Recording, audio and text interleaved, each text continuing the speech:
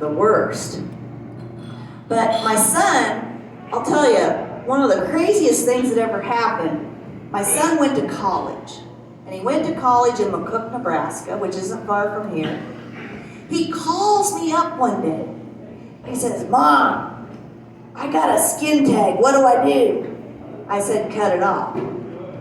He said, "With what?" I go, "Fingernail scissors."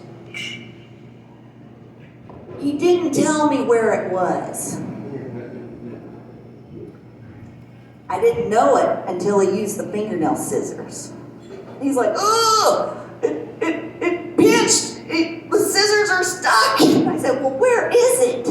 He goes, "It's on my little furries." I said, "You have a skin tag where?" He goes, "Well, I didn't want to tell you, but I just want to get it off of there." I said, "Well, use something sharper." I didn't know he was going to use a razor blade. He goes to cut it off, and he kind of nicks himself. It starts bleeding. He says, "Oh my gosh, Mom, there's so much blood. What do? I go, "Get a towel and apply pressure." I said, "How bad is it?" He goes, "Well, there's a lot of blood." I said, "How big was the skin tag?" I said, "How big can a skin tag be on a kid in college?" I mean, you know what skin tags are caused from, right? Friction. Friction causes skin tags. So I don't know what to think at this point. Then his roommate walks in and goes, "What's going on?" He goes, "I'm talking to my mom on the phone." At this point, I don't think I'm ever going to be able to look at his roommate in the eye again. He's in there with a bloody towel on his balls. And he says to his roommate, he goes, "I had a skin tag. I called my mom." And he goes, "Man, if my balls were bleeding, I'd call my mom too." Kids are great. You never know what's going to happen. Oh, man. I tell you, that's just nuts. You know, when my husband and I... no pun intended. When my husband and I were dating, it was back in the 80s, right? We got married in 1989. We've been married for, can anybody do the math? 32 years maybe? I don't know. I've lost track. It's a long time to be married to one man. I'm sure he says the same about me. Right? Oh, you're chuckling way too hard over there. But anyway, when we were dating, we went to this little bar in Wilcox, Nebraska. And you could smoke in the bars. The guys had cigars. They had lighters, right? And I had big hair. Because in the 80s, you teased that stuff till it stood up, and then you put Aquanet all over it so it didn't move. Well, his lighter quit working. And for some reason, he thought it was a good idea to put it under my hair. He says I leaned into it. I think he just put it under there for some dumb reason, because we'd had a couple of beers, right? A couple of cigars. Next thing you know, my hair catches fire. Big hair, big fire, big fight. I guess you could say we got lit that night. And we've had a burning love ever since. Now, what's really interesting is I did a show in Arapahoe, Nebraska, and there was a guy in the back, and he came up to me after the show and introduced himself. His name was Clint. And he says, "I used to work for the Wilcox-Hildreth Fire Department." He goes, "I heard a story about a gal getting her hair lit on fire in the bar." And he goes, "I never thought it was true." I said, "Well, you met her." That was me, and it was true. So, you know, sometimes things come full circle in life. Every once in a while. Now, when my husband and I got married, we went to Cancun, Mexico for our honeymoon. But he had gotten stepped on by a horse 2 weeks before we got married. And it took his big toenail off. And he likes to wear cowboy boots. And he didn't know if he could even wear his cowboy boots without a toenail. And my grandpa told him, he said, "You know, you better get some of those protectors to put on your toe if you're going down to Mexico." And I said, "Oh, where do you get those?" He goes, "You just go to the pharmacy. They're called COTS, C-O-T. All right, we'll get some. Well, we forgot. We get on the plane, we fly to Mexico, and there just happens to be a pharmacy next to the hotel. So we go in there, and we walk up to the register, and we told the guy behind the counter, he kind of spoke a little bit of broken English, and said, we need some of those rubber things to put on my big toe. You know what he said? He goes, oh, newlyweds. No, you don't understand. I got stepped on by a horse, I lost my big toenail, I need a little rubber protector. He goes, you want ribbed? We ended up walking out of that pharmacy with a box of Trojans and athletic tape.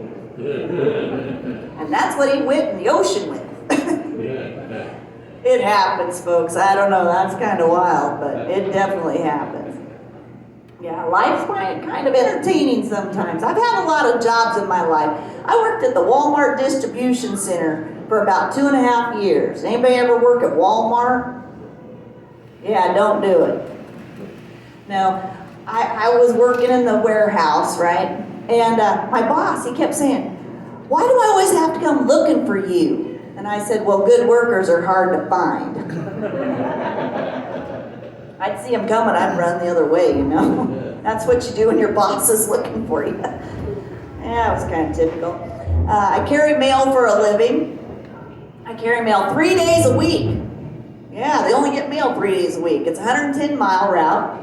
I have more mailboxes than I have autogates, you know, cattle guards, right? And I got trained by an 85-year-old lady. She was retiring after 32 years on the mail route. So she'd been doing it a long time. She takes me out on the mail route, and we're driving around, and she gets up to this one box, and it's kind of sitting there kind of crosswise, and she goes, hand me my stick. I said, your stick? Well, she had one of those finger grabbers in the back seat. She could reach it. She was a little short thing. It reached clear to the back of the mailbox. I thought that was kind of interesting. We go a little further down the road, and we get on top of a big hill, because we don't have a lot of self-service where I'm at.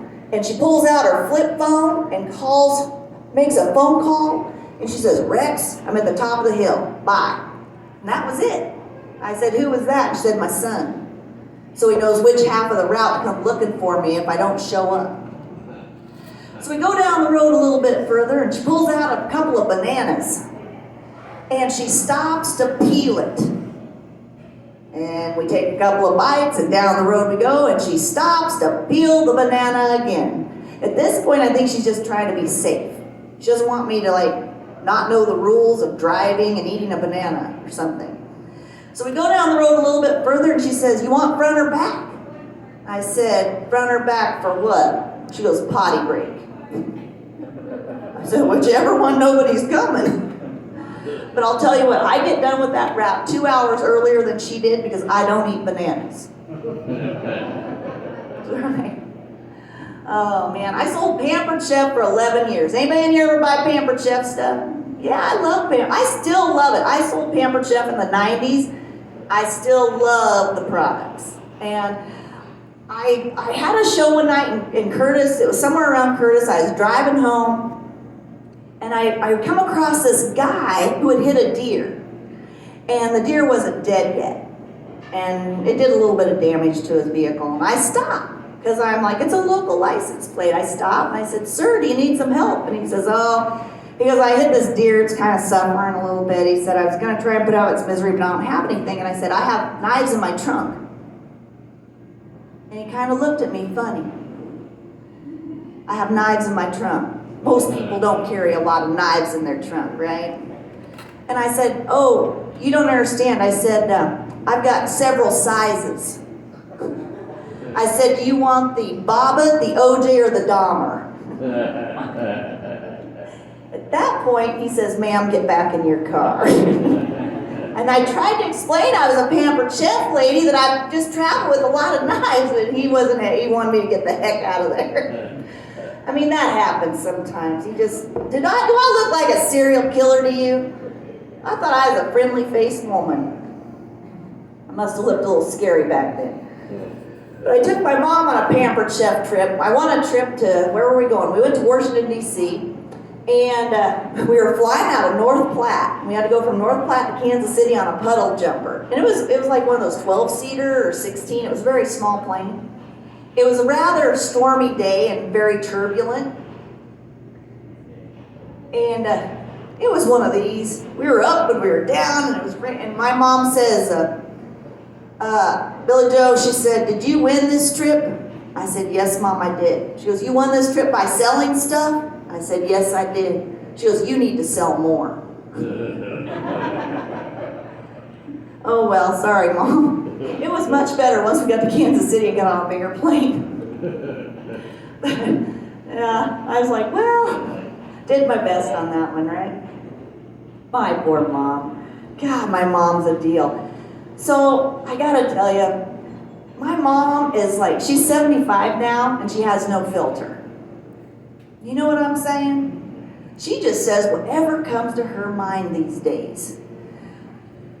We had a little get-together, I think it was like Thanksgiving or something, and my mom, she's sitting in the dining room, and she's yelling at me. She's like, "I'd help you, BJ, but nobody can load the dishwasher like you can."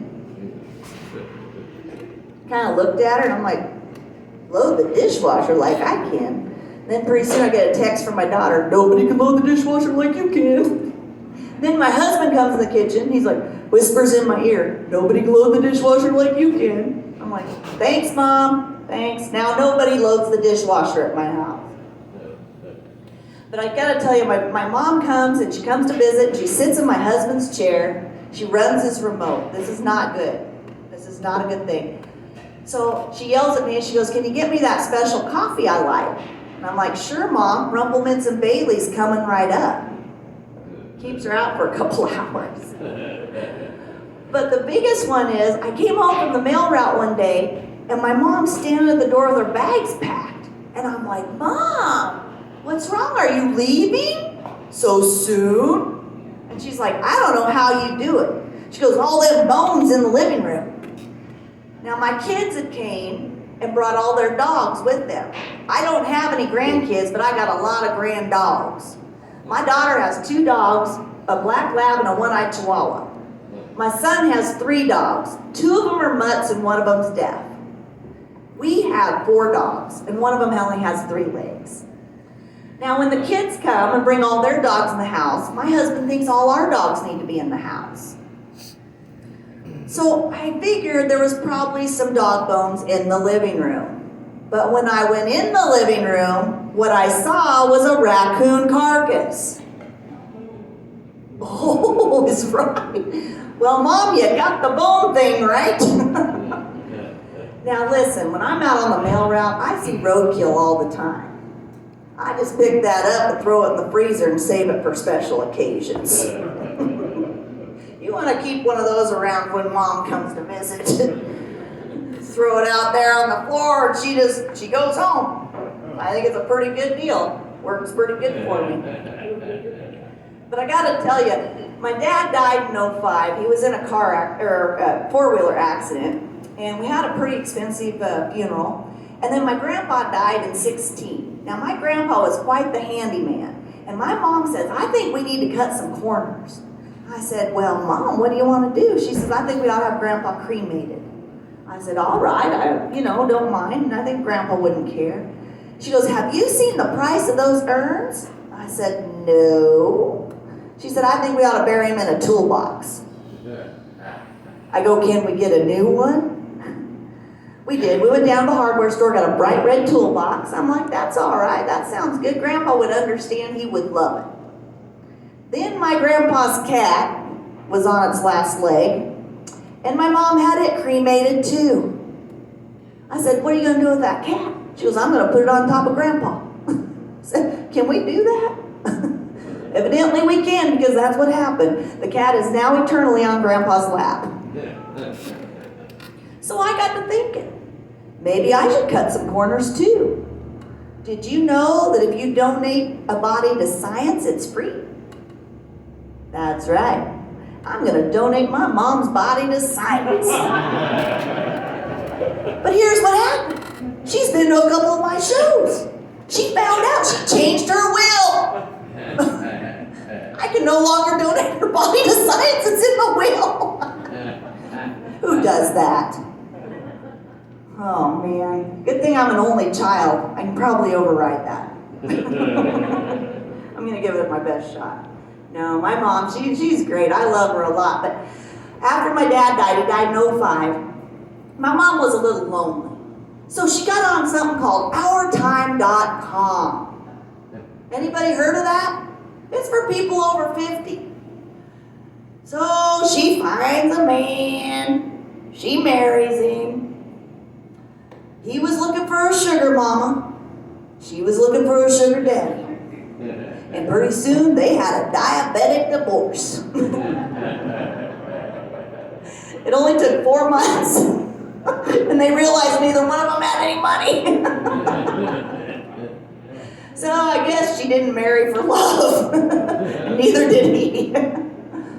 But yeah, that's pretty crazy. I'm like, well, Mom, it's kind of hard to weed them out. But yeah, it's wild.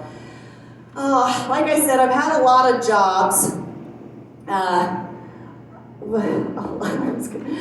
was going to tell you this one, but I'll pass. We still have kids here. No, it's not that bad. But I had. Okay, I'm going to tell you. All right, they're busy. They won't hear. Listen, honestly, I did door-to-door sales for 4 years. You want to talk about something that's hard to do is go cold calling door-to-door. But you know what? I'm a talker. I'm good at it. I was actually really good at it. I pulled up in this one guy's yard one day and he was working on his tractor and I told him, I said, oh, you changing your fuel filter? He was so impressed I knew what a fuel filter was, he bought whatever I was selling.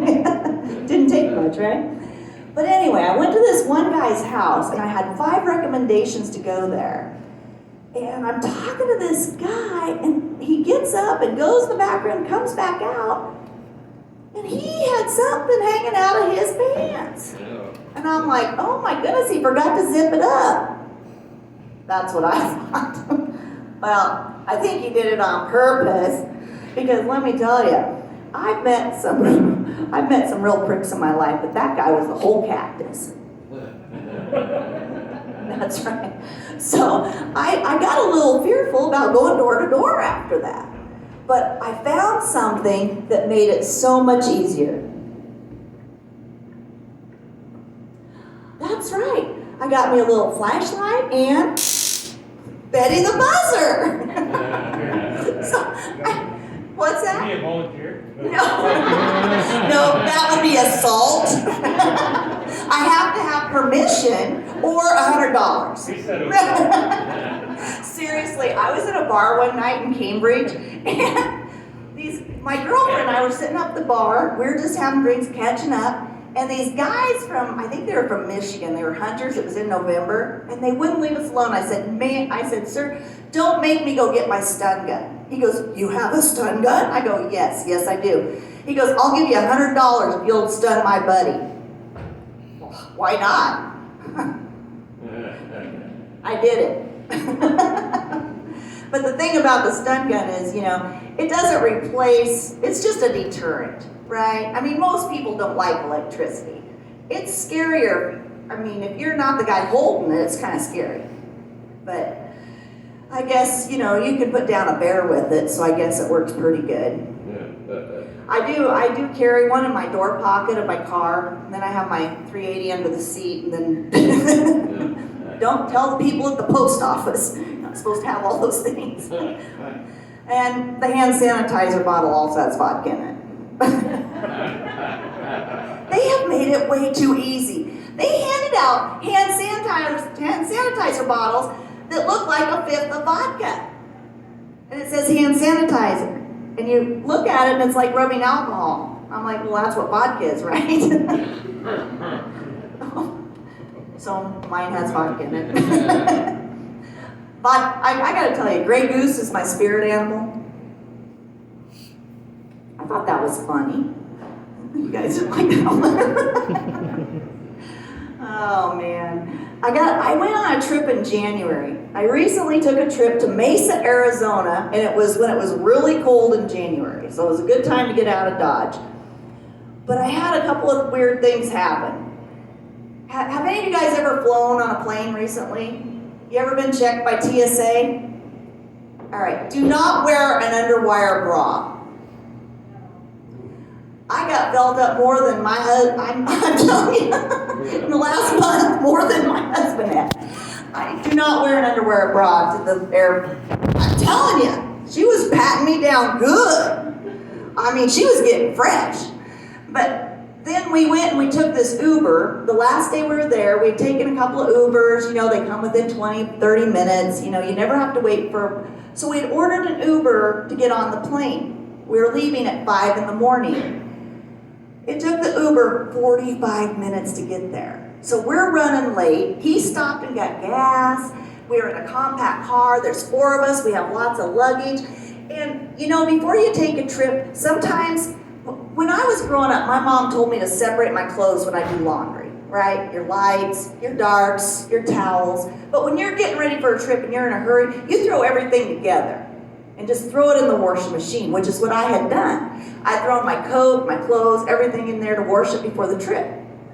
So I have my coat on, I'm in the front seat with the Uber driver, and when I go to get out of the car at the airport, we're in a hurry, I'm bailing out of the car, and I look in the seat,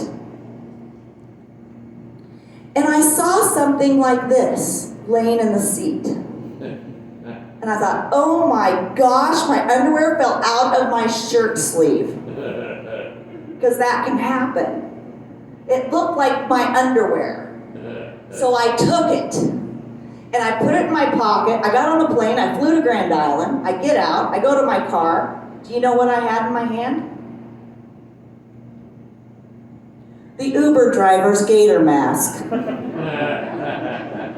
These are not underwear, people.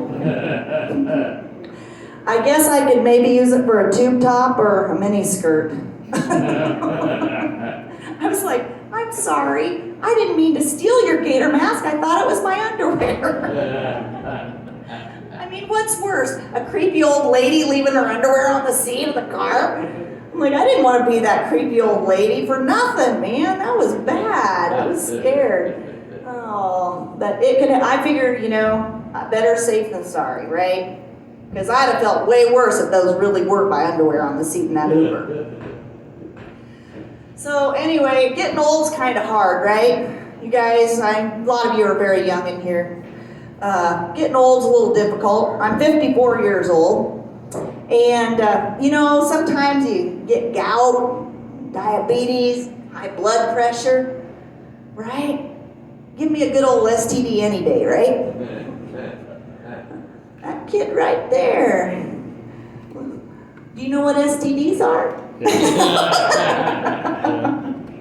I'm just kidding. No, seriously, it's crazy. You know, when I had one night, I had a girlfriend call me up, and she says, BJ, my nickname's BJ. It's Billy Joe, but my mom has always called me BJ, and then the kids called me BJ, and I've heard every BJ joke there is. And I said, I just want to go by Billy Joe. So it's halftime with Billy J. You know, I just dropped the O. I don't know. I should have left it on. I don't know. But anyway, I'm at Applebee's with my girlfriend, and I'd been on a lettuce diet. Have you guys ever been on a lettuce diet where you eat like 6 cups of lettuce a day?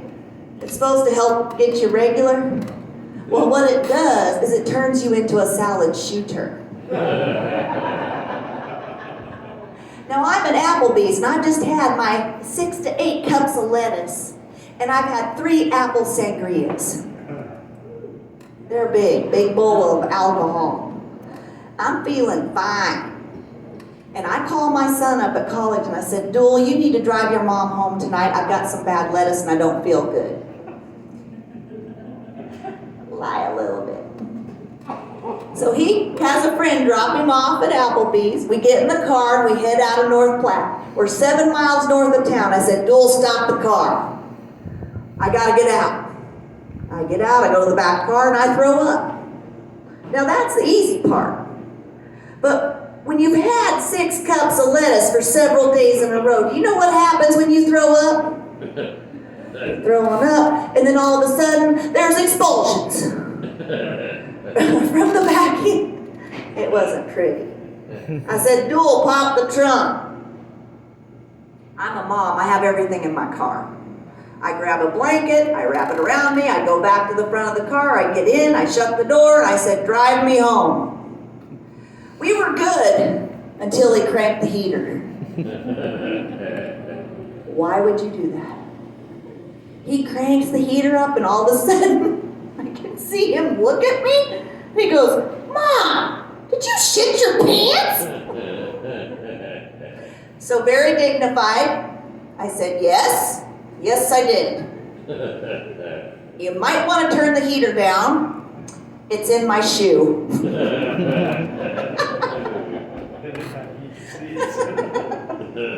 Right, heated seats would be way worse. Poor kid. He drove me all the way home that night. We do not live close to town. All right? So I know who's going to take care of me when I'm old. It's not going to be the daughter. It's not going to be Plunger Girl. No. It's going to be my son, Dual. He's a good boy. But my husband was extremely disgusted. Okay, my son loved to tell that story, and my husband's like, that's just disgusting. He goes, that's gross. I don't know how anybody can do that. I said, honey, you're over 50. Your day is coming. And you know what? It did. That's right. The day our son got married. He got married at the courthouse in Kearney because it was during COVID. And we went and had burgers and beers. And I don't know if my husband's tummy was kind of acting up or something. And we walked out. We're walking across the parking lot. And I'm in front of him. And all of a sudden I hear something behind me. Now I don't know if it was a cough. I don't know if it was a sneeze. But it was definitely a shart.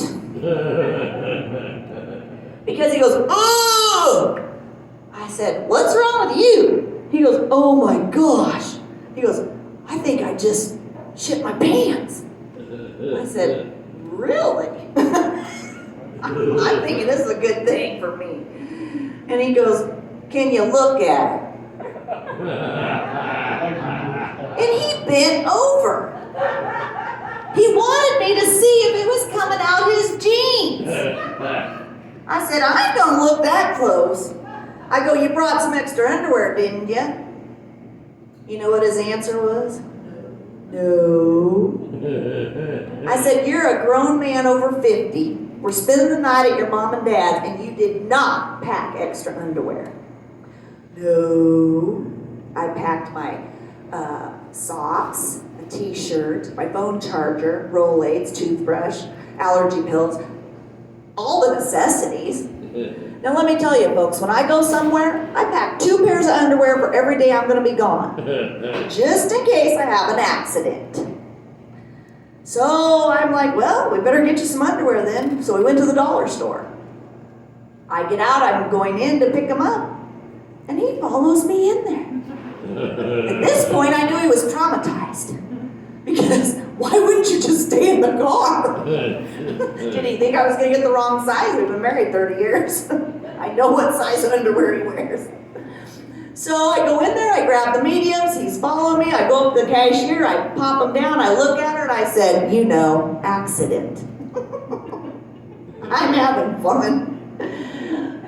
She kind of giggles. He doesn't say a word, he's standing behind me. We get in the car, we go out to his mom's. He goes right to the basement bathroom. His mom says, where did Greg go? I said, oh, he had an accident. She says, accident? Did he cut himself? I said, oh no, he pooped his pants. And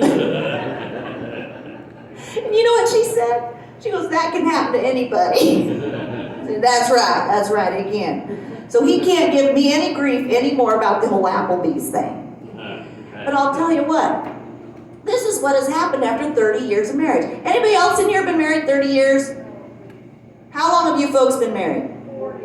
Oh, freaking 40? Wow. Congratulations. That is a long time to be with one man. Or one woman. You know what my husband told me once? He goes, you know, if I'd have killed you a long time ago, I'd be out of prison by now. I said, well, too bad for you. You're stuck with me. No, seriously, this is what happens after a lot of years of marriage with one person. Or it could happen within an earlier relationship too, but he does want me to look at it a lot. You know, as a mom, we've seen everything. Our kids puke, poop, pets, cats throw up, dogs poop. I've cleaned up everything, right? Everything there is. But my husband, one time, he gets it caught in the zipper. And he wants me to look at it. I said, it looks purple and angry. What do you want me to do about it? So then the power went out. We lose power a lot, obviously. Power goes out. He's looking for candles in the kitchen. And he runs into the kitchen countertop. And he wants me to look at it. And I said, well, it looks bent. But I think it'll come out of it in a couple of months. So then, you know, we're out there checking calves, right? It's that time of year, checking calves.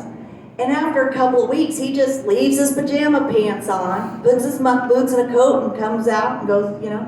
Well, evidently he forgot that he had a hole in his pajama pants. And he bends down to see if a calf is breathing, and something pokes him in his little furries. And he comes to the house at 4 in the morning and wants me to look at it. And I said, honey, there isn't a Band-Aid going to stick to that. Now, the most recent one is, he hollers at me from the bathroom. And I said, what do you want? He says, I need you to look at something. I don't want to go in there. But I do, because I'm the wife. So I go in there, I said, what is it? He goes, does this look like a hemorrhoid to you?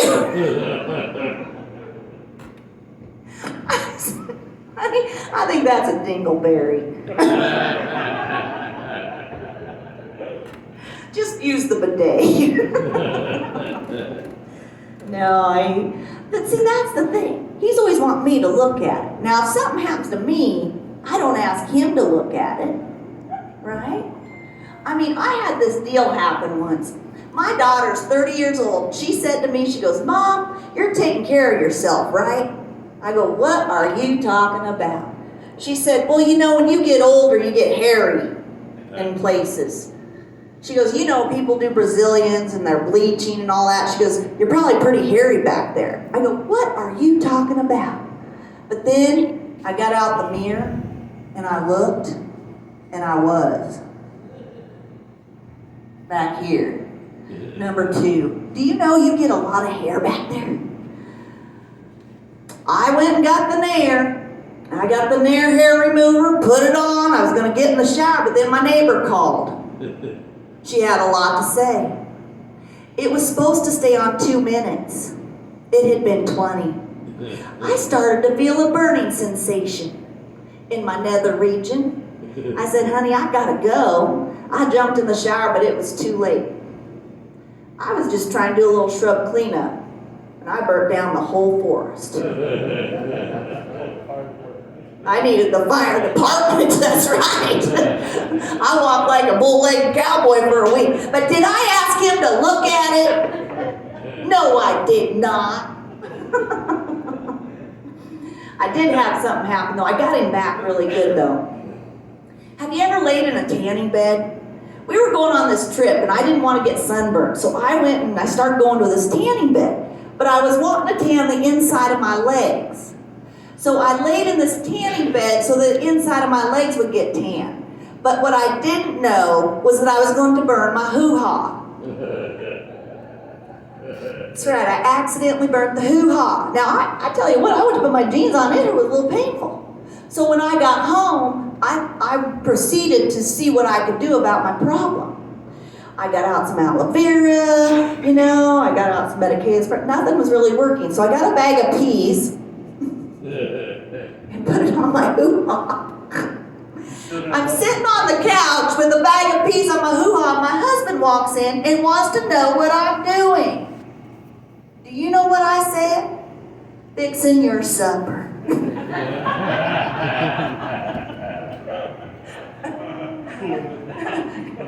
Cooling it down. down for you, honey.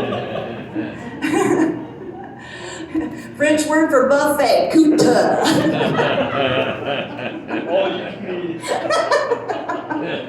Right on. Oh gosh, yeah. Well, here's the deal. So I got stuck in a snowdrift on my mail route once. Okay, I got stuck in a pretty good snowdrift, and I don't have cell service, but there's two things I know I can count on that my husband is going to come looking for me. Do you know what it is? One, he's going to be hungry, or two, he's going to be horny. All right? The man will come looking for me. And so when he showed up, I asked him, I said, is it supper time or do you have carpal tunnel? Works, right? Now I know I'm sharing a lot of information here, but did I mention I shave my muffin every 8 weeks whether it needs it or not? Did I tell you that? Is that too personal? Well, I tell you what, I take that hairy beast into the bathroom and I slam the door shut. And I get out the clippers. And my muffin has dingleberries. My muffin has fur balls. Oh, she growls and hisses at me. You know, Muffin's my cat. This is Muffin. She's real. And I have a signed autograph here of my Muffin if anybody wants one.